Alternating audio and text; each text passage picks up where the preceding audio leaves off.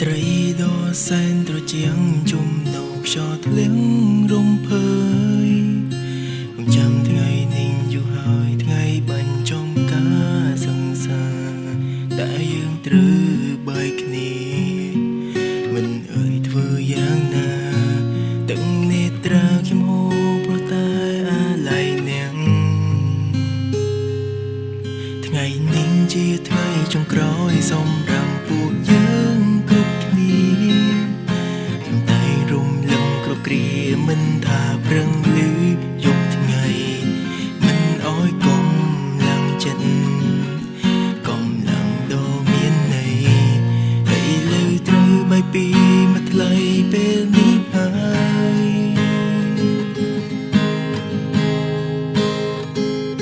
ខ្ញុំគ្មានពីងអ្វីរាយរពីក្នុងចិត្តទេ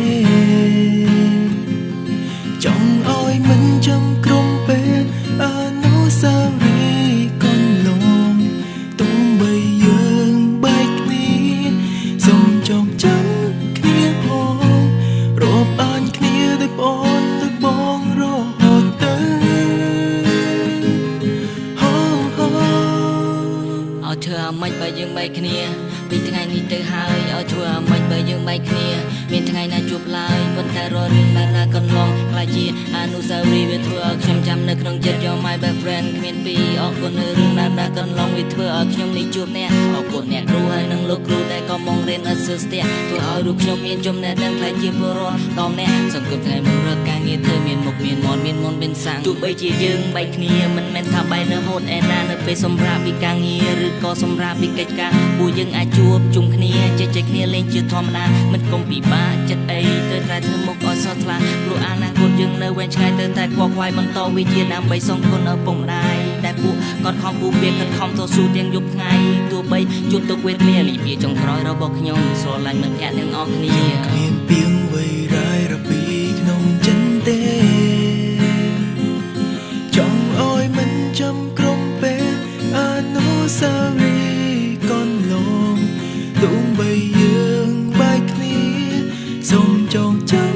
គ្នាផងរាប់អានគ្នាដោយប្អូនដោយបងរហូតទៅពេលដែលមិនជួបទុំលំបាកនៅពេលណាសូមចងចាំក្នុងចិត្តថាពួកយើងនឹងចាំជួយនាងសន្យាពីពេលនេះទៅក្នុងនាមយើងជាមិត្តភក្តិស្រឡាញ់គ្នាដោយចិត្តស្មោះស្ម័គ្រមិនព្រួយប្រា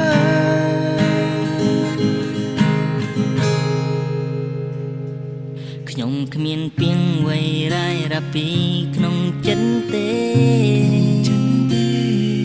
ចង់ឲ្យមិនចាំក្រុមពេល